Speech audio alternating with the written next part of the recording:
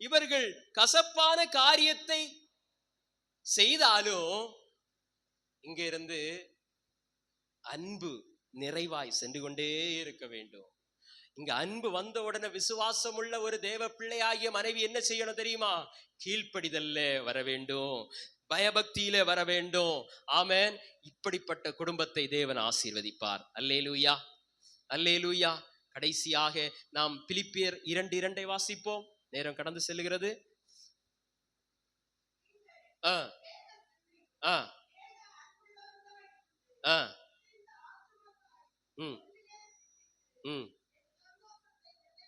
ஆண்டவருக்கு அவருடைய இருதயம் சந்தோஷப்படுகிற ஒரு விஷயம் இருக்கு பாருங்க.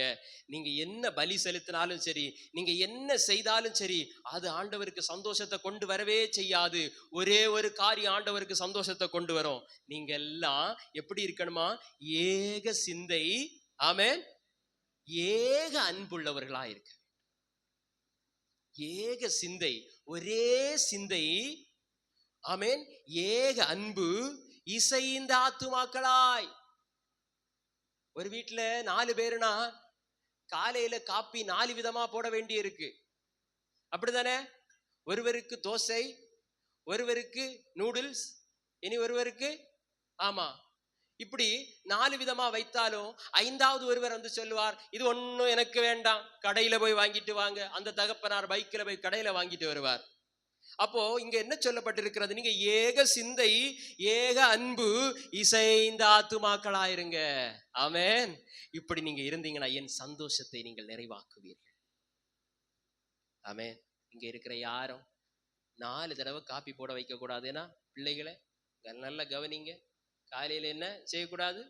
அம்மா அப்பாவை ரொம்ப கஷ்டப்படுத்தக்கூடாது. 18 வயசுக்கு மேல நீங்க தான் எல்லாமே அங்க செய்யணும். அப்போ அதுக்கு முன்பதாகவே எல்லாரும் கற்றுக்கொள்ளணும். அல்லேலூயா. ஏக அன்பு. ஆமென். ஸ்தோத்திரம். அல்லேலூயா. அப்படித்தானே சொல்லப்பட்டிருக்கிறது. ஏக அன்புள்ளவர்களாயிருங்கள், ஏக சிந்தை உள்ளவர்களாயிருங்கள். எந்த ஒரு காரியத்தை எடுத்தாலும் அதுல முறுமுறுக்காதீங்க, அவர்களோடு இணங்குங்கள். இசைந்த ஆத்துமாக்களை உங்க வீட்டில உள்ளவர்களோட நீங்கள் இணைந்து இருங்கள். நீங்க வீட்டுல உள்ளவங்க ஒற்றுமையா இருக்கிறது எவ்வளவு பெரிய பலன் தெரியுமா? ஆமென். ஸ்தோத்திரம். பொல்லாங்கன்னு உங்களை தொட முடியாது. சாத்தான் வருகிறத வீட்டுல உள்ளவங்க மூலமா தான் வருவான். நீங்க பிரிந்து இருக்கும் போது அவன் நிச்சயமாகவே வந்து விடுவான், கசப்ப கொண்டு வருவான்.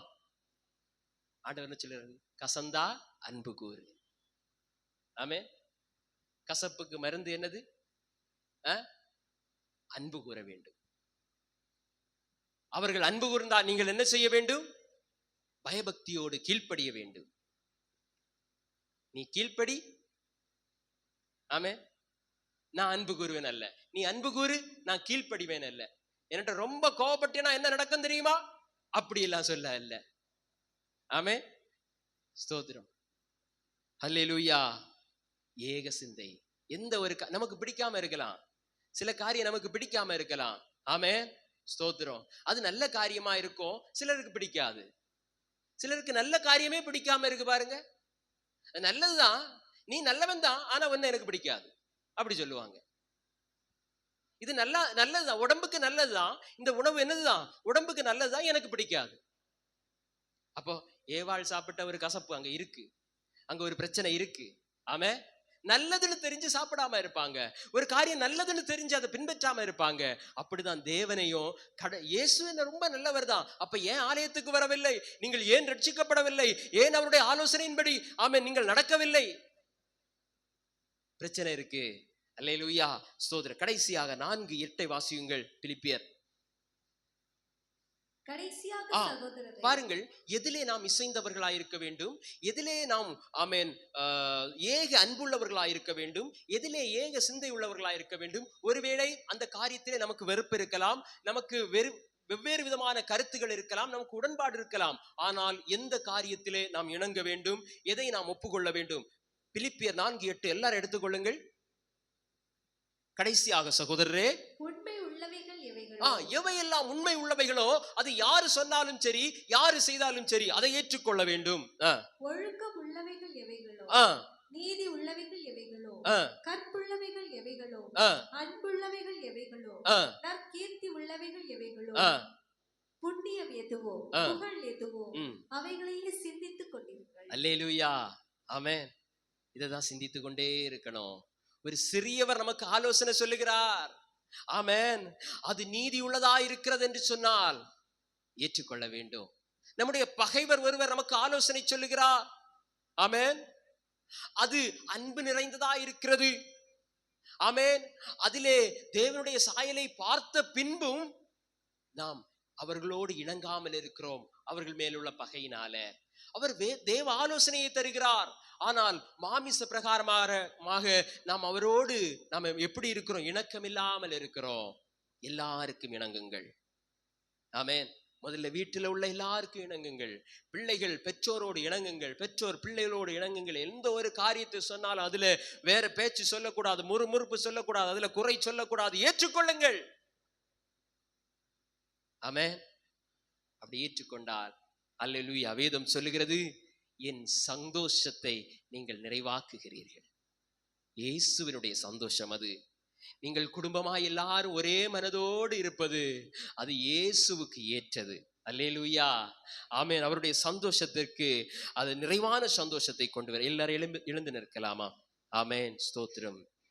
ராஜரீக பிரமாணம் ஆண்டவர் சொல்லி இருக்கிறார், ஆமென். மனுஷர் உங்களுக்கு எவைகளை செய்ய வேண்டும் என்று விரும்புகிறீர்களோ அவைகளையே நீங்களும் அவர்களுக்கு செய்யுங்கள், இதுவே நியாய பிரமாணமும் தீர்க்க தரிசனங்களுமாயிருக்கிறது. உங்களுடைய நண்பர்கள், உங்களுடைய சகோதரர், உங்களுடைய தாய், உங்களுடைய தகப்பன், உங்களுடைய கணவன், உங்களுடைய மனைவி, உங்களுடைய பிள்ளைகள் உங்களுக்கு என்ன செய்ய வேண்டும் என்று நீங்கள் விரும்புகிறீர்களோ அதை நீங்கள் அவர்களுக்கு செய்யுங்கள். அன்போடு செய்யுங்கள், கசப்பில்லாமல் செய்யுங்கள், முறுமுறுப்பில்லாமல் செய்யுங்கள், ஆமென். ஏக மனதோடு செய்யுங்கள், அன்பு நிறைந்த இருதயத்தோடு செய்யுங்கள். ஹல்லேலூயா, ஆமென். நீங்கள் கொடுக்கிற உணவுல ருசி இருக்கோ இல்லையோ அதுல அன்பு இருக்க வேண்டும், ஆமென். அல்லேலூயா, ஆமென். புருஷர்கள் கொடுக்கிறதான படத்துல குறைவு இருக்கலாம், ஆமென், அதுல அன்பு இல்லாம இருக்கக்கூடாது. அல்லேலூயா, அன்போடு கொடுக்கணும். எதிலையுமே அன்பு நிறைந்தவர்களாய் நாம் இருக்க வேண்டும்.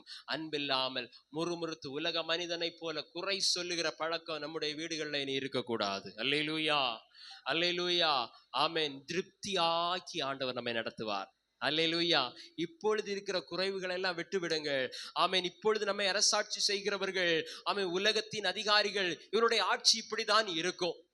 ஆனால் பரலோக ஆட்சி, என் இயேசு மகிமையிலே எங்கள் குறைவுகளை எல்லாம் நிறைவாக்குவார். அல்லேலூயா, ஹல்லேலூயா. எல்லாரும் தேவனை நோக்கி பார்ப்போமா?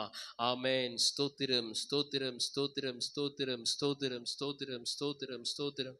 ஹல்லேலூயா, ஹல்லேலூயா.